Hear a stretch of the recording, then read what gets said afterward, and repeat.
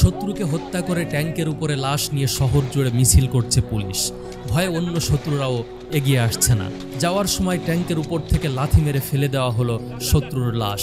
নিথর দেহ পড়ে আছে রাস্তার মাঝে। অন্যদিকে আন্দোলনকারীদের বুকের দিকে বন্দুকের নল তাক করে পজিশন নিয়ে বসে আছে সেনাবাহিনী। তাদের ভাষায় হয়তো তারা কোনো অসাধ্যকে সাধন অথবা অজেয়কে জয় করতে নেমেছে। হয়তো ভাবছেন আমি আপনাকে সিরিয়া, ফিলিস্তিন কিংবা নাইজেরিয়ার কোনো গৃহযুদ্ধের গল্প শোনাচ্ছি, কিন্তু না, আমি আপনাকে বলছি স্বাধীন বাংলাদেশের ছাত্র আন্দোলন দমাতে সম্মিলিত বাহিনীর তথাকথিত দুঃসাধ্য ও সাহসী অভিযানের গল্প। একটি সাধারণ ছাত্র আন্দোলন দমাতে সরকার কিভাবে হেলমেট বাহিনী থেকে সেনাবাহিনী পর্যন্ত ব্যবহার করেছে সেই গল্পই বলবো আপনাদের সাথে। চলুন তাহলে আমাদের জার্নি শুরু করি। আসলে বাংলাদেশের সাধারণ কোনো আন্দোলনে যেভাবে নির্বিচারে মানুষকে গুলি করে হত্যা করা হয় পৃথিবীর অন্য কোনো দেশে এটা নজিরবিহীন। যেমন 2013 সালে হেফাজতের ইসলামের আন্দোলনে শত শত মানুষকে নির্বিচারে গুলি করে হত্যা করা হয়। 2017 সালে বন্দি বিরোধী আন্দোলনে 17 জন সাধারণ মানুষকে নির্বিচারে হত্যা করে পুলিশ। এছাড়াও দেশের বিভিন্ন আন্দোলনে বিনা বিচারে এদেশের সাধারণ জনগণকে হত্যা করা যেন একটি সাধারণ বিষয়ে পরিণত হয়েছে। আর গুম, খুন, হত্যা, জেল জুলুম এগুলার কথা না হয় বাদই দিল। এদেশে এখন মানুষের চেয়ে metro rail, BTV, Bangabandhu tunnel, Padma সেতুর দাম অনেক অনেক গুণ বেশি। সম্প্রতি সাধারণ একটি কোটা আন্দোলনকে কেন্দ্র করে 2 শতাধিক মেধাবী ছাত্রদেরকে হত্যা করা যেন সে কথারই জানান দেয়। এত ছাত্র হত্যা করার পরেও প্রধানমন্ত্রীর তা নিয়ে কোনো দুঃখ নেই, বরং তিনি মেট্রো রেলের কাজ ক্ষতিগ্রস্ত হওয়াতে কান্নায় ভেঙে পড়েন। 1000-এর বেশি ছাত্র আহত হয়ে মৃত্যুর যন্ত্রণায় হসপিটালে ছটফট করল, তিনি হসপিটালে না যেয়ে মেট্রো রেল দেখতে গিয়েছেন।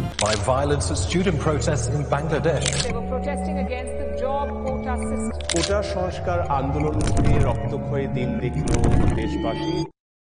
1952 সালের ভাষা আন্দোলনে 9 জন, সর্বোচ্চ 35 জন এবং 300 জন আহত হওয়ার পরে পাকিস্তানের জালেম সরকার ছাত্রদের দাবি মেনে নেয়। অথচ 2024 সালে এসে একটি সাধারণ দাবি আদায় করতে যে 2 শতাধিক ছাত্রকে প্রাণ দিতে হয়েছে, হাজার হাজার ছাত্রকে আহত হতে হয়েছে। এ যেন এক স্বাধীন দেশে পরাধীনতার ইঙ্গিত বহন করে।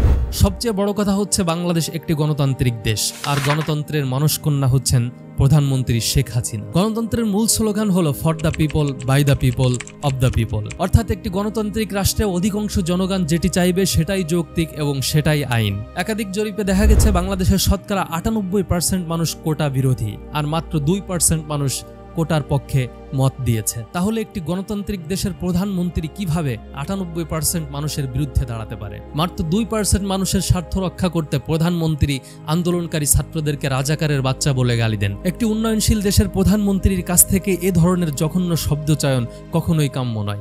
সন্তান নাতিপুতিরা কেউ মেধাবী না, যত রাজাকারের বাচ্চারা নাতিপুতি হলো মেধাবী, তাই না? রাজাকার নাতিপুতিরা সবকিছু পাবে, মুক্তিযোদ্ধারা পাবে না, মুক্তিযোদ্ধাদের নাতিপুতিরাও পাবে না।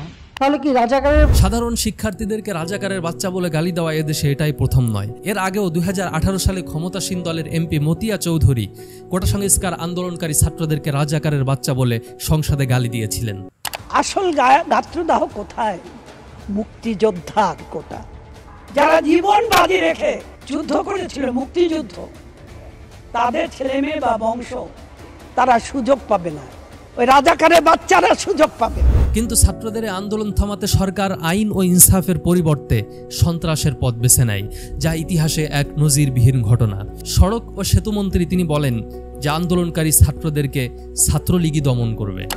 সভা শেষে ওবায়দুল কাদের বলেন, কোটা বিরোধী ও আত্মস্বীকৃত রাজাকারদের জবাব দেবে ছাত্রলীগ। তার জবাব দেওয়ার জন্য ছাত্রলীগ সহ। আমার প্রশ্ন হচ্ছে, ছাত্রলীগ কারা?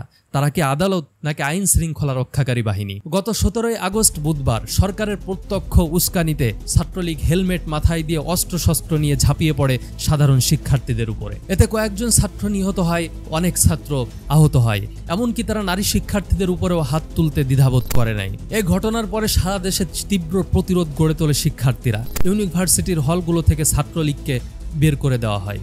ক্ষমতাসীন সরকার বুঝতে পারে যে ছাত্রদের দমাতে তার সন্ত্রাসী বাহিনী যথেষ্ট নয়। এরপরে লেলিয়ে দেওয়া হয় পুলিশ এবং বিজিবিকে। ইন্টারনেট সহ সকল যোগাযোগ ব্যবস্থা বন্ধ করে দিয়ে ক্যাম্পাসগুলোতে রাতের আধারে নরকীয় হামলা চালায় পুলিশ। ক্যাম্পাসগুলি যেন মুহূর্তেই ফিলিস্তিনের গাজা উপত্যকায় রূপ নেয়। কোনো রকম জীবন নিয়ে ক্যাম্পাস ছেড়ে পালিয়ে যায় সাধারণ শিক্ষার্থীরা। যুক্তরাষ্ট্রভিত্তিক মানবাধিকার সংস্থা অ্যামনেস্টি ইন্টারন্যাশনাল একটি প্রতিবেদনে এর সত্যতা প্রমাণ করেছে। পরের দিন 18 আগস্ট বৃহস্পতিবার আবারও পুলিশের গুলিকে অপেক্ষা করে আন্দোলনে বের হয় সাধারণ শিক্ষার্থীরা। আন্দোলন দমাতে ব্যর্থ হয় পুলিশ, ফলে এবার মোতায়েন করা হয় সেনাবাহিনী। আন্দোলনরত শিক্ষার্থীদের উপরে হেলিকপ্টার থেকে গুলিবর্ষণ করে সেনাবাহিনী।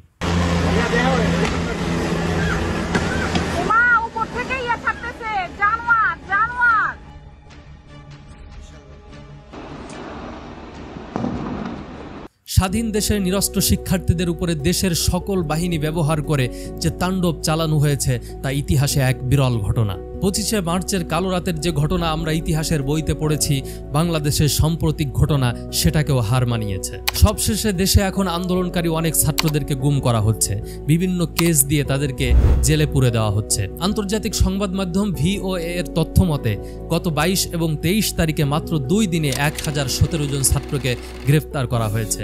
তারপরে আরো কতজনকে গ্রেফতার করা হয়েছে তার কোনো হিসাব নাই। সরকারের ইন্টেনশন হচ্ছে দেশ ধ্বংস হোক, মেধাবীরা মরে যাক, বিশ্ববিদ্যালয়গুলো বন্ধ হয়ে যাক, কিন্তু তারপরেও আমার গদি ঠিক রাখতে হবে। আর আমার পাওয়ার চাই, আমি দেশে উন্নতি করতে চাই, সাফ কথা, আমার পাওয়ার চাই। বর্তমান দেশে যে হালচাল শুরু হয়েছে তা সরকারের কাছ থেকে দেশের সাধারণ জনগণের কল্যাণকর কিছু প্রত্যাশা করা এটি বোকামি। তারা দেশকে নিজের পৈতৃক সম্পত্তি এবং জনগণকে তাদের দাস মনে করে। এদেশের ছাত্রদের জন্য আগামীতে হতাশা ছাড়া আর কিছুই নয়।